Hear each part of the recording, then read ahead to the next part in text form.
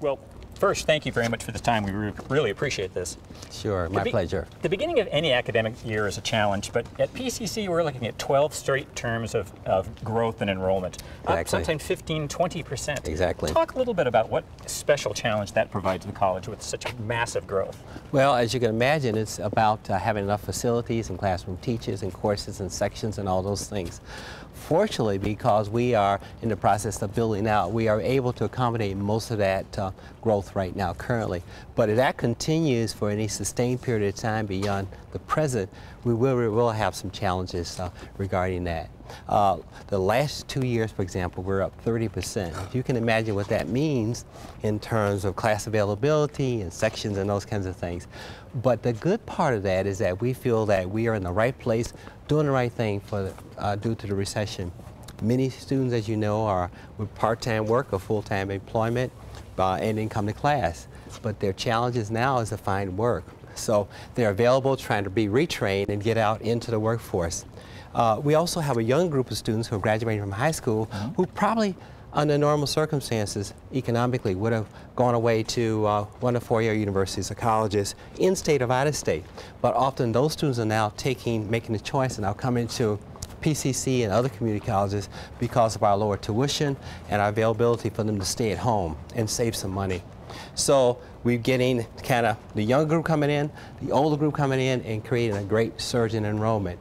But we're doing everything we can to accommodate all these students. As I said, if that's sustained, though, for any longer period of time, we really will be challenged, unfortunately. This year has been a very exciting year for the bond program, the successful 2008 bond program, where there's the Willow Creek facility, there's that great downtown center, we're breaking ground in Newburgh. But this isn't the really big exciting stuff. That's still to come on our campuses. Talk a little bit about the big news. Well, those things you listed will allow us to be more accessible in our 5-county district. But the exciting news about the dollars and the resources we've generated from that bond will allow us, for example, on this campus, Sylvania, we'll move to more toward net zero to save the environment, so more issues we'll be able to address about sustainability. It will be a pretty massive redesign of the campus and kind of rebuild. We're not going to build new buildings, but we're going to do a lot of redesigning here, which is going to be good for staff and students. At our Cascade campus in the Northeast, those dollars will be used to create a student center, also to renovate or create a new library and provide more parking, which is a real big issue, as you know, in the Northeast campus here in Killingsworth. We are also investing in terms of Rock Creek, in terms of lab, career programs for students who are interested in workforce development or workforce skill training. We're going to provide more of those services on that campus with an expansion there. Exciting, though, is our Southeast Center, which is a regional center now, where we enroll about 5,500 students. We've got, well, it was built for 5,500. We have 8,500 enrolled there, with several thousand waiting to get on the rolls for classes and labs and those kinds of things. So we are planning to turn that into a comprehensive campus, which means that one day you'll be able to attend the Southeast Campus or Center and complete your associate degree there without transferring to the other campuses, which will make it very convenient for those residents in the Southeast. So that's our exciting news in terms of what's happening in each of our campuses and centers within the district. You'd mentioned how large the enrollment growth has been, but at the same time, the other challenge is that the 2009 legislature cut our funding by 10%. That's right. The governor in May asked us to cut it by another 9%. Right. And then in August, talked about another 8% cut. Yeah. Talk about those twin challenges of lower state funding and the enrollment growth. Well, as you know, the enrollment growth means we have to accommodate more numbers with more facilities and more resources. At the same time, on the public funding side, we're getting cut, again, due to smaller resource packages and less revenue coming into the state because of recession. We understand that. Fortunately, we are funded by what we call the three-legged stool: state funding, property tax dollars, and also tuition and fees. So what happens is we kind of move to those other areas in terms of looking for a little more funding to get us through these tough periods. We've also we'll have to probably moderately increase our tuition and fees for students for their enrollment and that sort of thing. Not so much that we hurt enrollment and hurt students, particularly from low-income families, to attend, but it's part of balancing our budget and continue to provide our program, courses, and classes.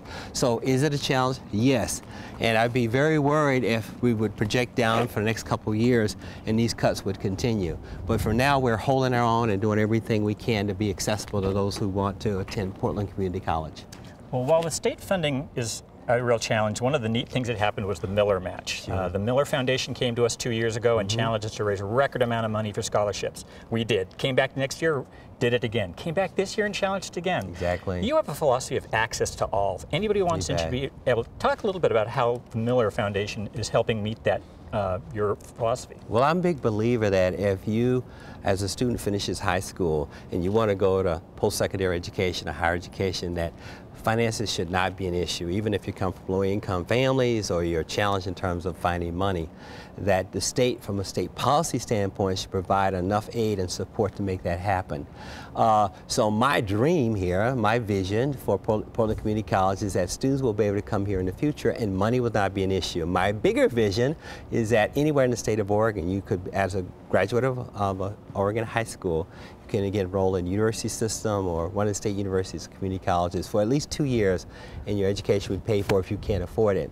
Well, that right now is a vision, but we're working really hard to raise money here, particularly to our foundation. The great news is the Miller Foundation has stepped up the last 2 years and even committed to a third year of putting $1 million on the table for community colleges to divide up if we can match it with new contributions to our federations or to our foundations. What that means for us is an additional $320,000 per year. So think about 3 times 3, that's almost $1 million. And we're matching that with new donors. So that means perhaps $2 million on the table, you know, over a course of 3 years. And most of that money would be used to provide scholarship and help students pay for books and fees and those kinds of things. So it certainly fits into my philosophy of more access to higher education and what we should do to help fund that. Staying on the Access for All, one of the great success stories about PCC is a little bit unsung, and that's the Gateway to College. Yes. Started 10 years ago as a program for dropouts. Get them back into high school, get them back into college, get them college credits. Exactly. Now it's expanded to 18 states and I think 30 colleges and universities, and it's become its own not-for-profit. Talk a little bit about that, if you could. Well, it's part of the whole Gates Foundation initiative to do more, to get more students through high school and into college and completing college. And this was that model that we help introduce all those places by funding from the Gates Foundation to our Gateway to College program, where students, even in high school, begin to take college courses. You do several things when that happens. One is you kind of raise their expectation and you change the environment and you kind of insulate some of the peer group problems they're having. At the same time, you hire a mentor to help them with personal issues, such as finances, such as challenges they may have for a number of different personal, social reasons. And that model seems to really be very productive. And students are able to, may even have dropped out of high school. We get them back in college, have them complete their high school diploma, at the same time at least get an associate degree of some type where they can go out and go to work. Hopefully, most of those students will go on to complete 4 years of college, but we certainly are doing a good job of getting them through high school now and then also getting them to a community college. And that model is introduced, as you said, all over the country, but we're very, very proud of being kind of the home for that program here. Well, Dr. Pulliams, thank you for your time. Thank you very much. Appreciate it.